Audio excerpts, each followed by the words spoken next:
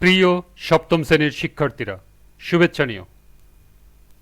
আজকে আমি তোমাদের বাংলা বইয়ের পঞ্চম অধ্যায় বুঝে পড়ি লিখতে শিখি এর ৯৯ ও ১০০ পৃষ্ঠার কাজ সমাধান করে দেব।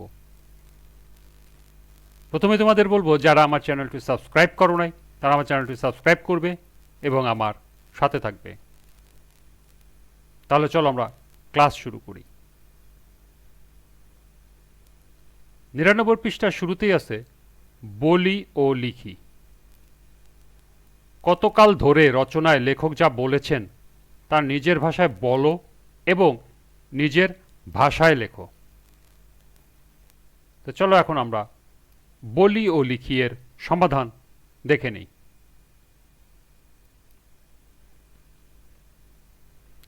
এর সমাধান হবে,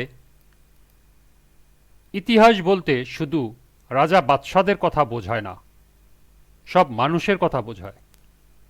এ রচনায় বাঙালি গত ২৫০০ বছরের ইতিহাসের কথা বলা হয়েছে। রাজা, মন্ত্রী, সামন্ত, সৈন্য সকল মানুষের জীবনের কথা। কিভাবে এদেশের মানুষ দেশ চালাতো, কাজ করত, ঘর বাঁধত, কাপড় পরত, খাওয়া দাওয়া করত, এই সকল কথা।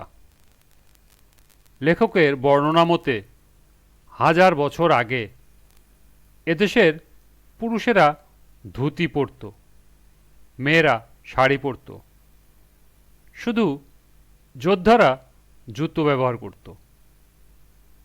সাধারণ লোকের তো সামর্থ্য বাইরে ছিল, তবে তারা পায়ে খড়ম পরত। এছাড়া সাজসজ্জার দিকে ঝোঁক ছিল বাঙালির। নারী ও পুরুষরা নানা বাহারের চুল রাখত, মেয়েরা নানা রকম প্রসাধনী ব্যবহার করত। নারীদের পাশাপাশি পুরুষদেরও অলংকার ব্যবহারের চল ছিল, তবে ধনী গরিবে অলংকারে পার্থক্য ছিল। ভাত ছিল বাঙালির প্রিয় খাবার। নানা রকম তরিতরকারি দিয়ে প্রতিদিন অন্ন ভোজন করত। ভাতের মাছ ছিল প্রিয় খাবার। শুটকির চলও সেকালে ছিল। ছাগল, হরিণ ও পাখির মাংস সবাই খেত।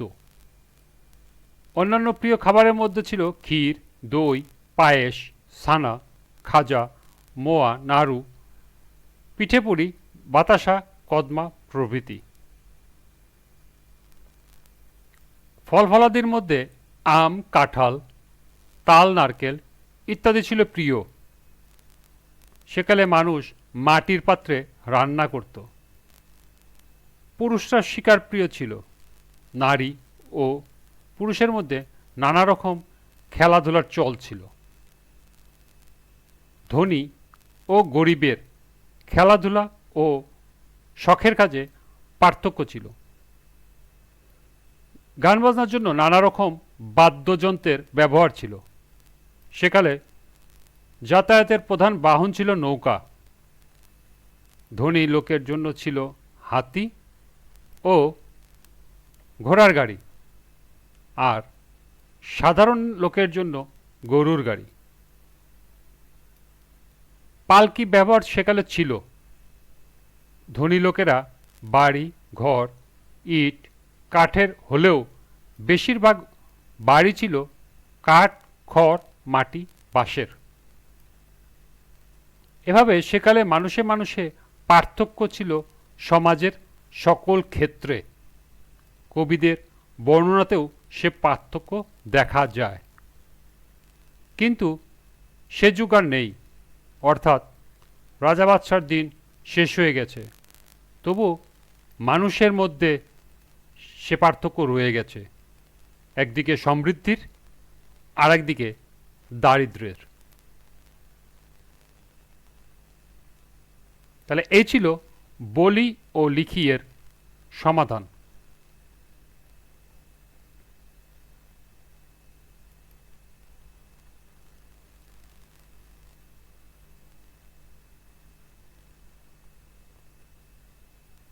পরবর্তী পৃষ্ঠায় দেখো আছে লেখা নিয়ে মতামত।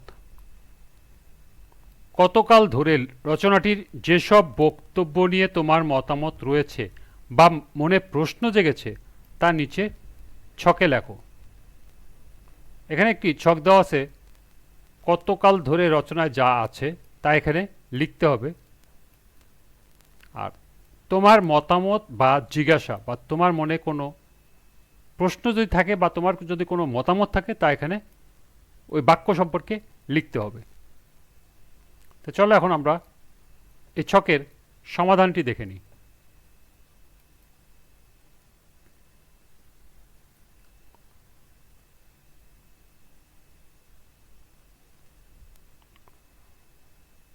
কতকাল ধরে রচনায় যা আছে। 1 নাম্বার, পুরনো সাহিত্যে ভালো খাবারের নমুনা হিসেবে যে তালিকা দেওয়া হয়েছে তা এই: কলার পাতায় গরম ভাত, গাওয়া ঘি, নালিতা শাক, মৌরলা মাছ আর খানিকটা দুধ। এক্ষেত্রে আমার মতামত বা জিজ্ঞাসা হলো, তখনকার সময়ের মানুষেরা কলা পাতায় কিভাবে ভাত খেত?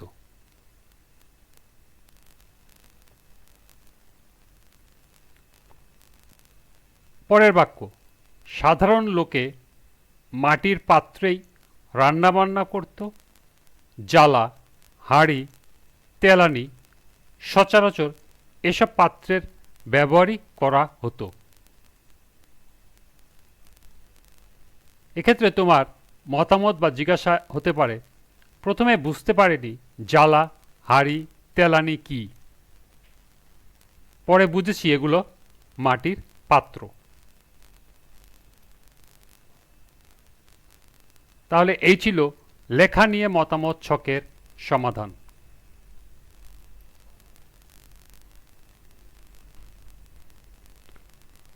আজকের ক্লাসটি এ পর্যন্তই। পরবর্তী ক্লাসে তথ্য বিশ্লেষণ থেকে বিভিন্ন ছক ও প্রশ্নের সমাধান করে দেব।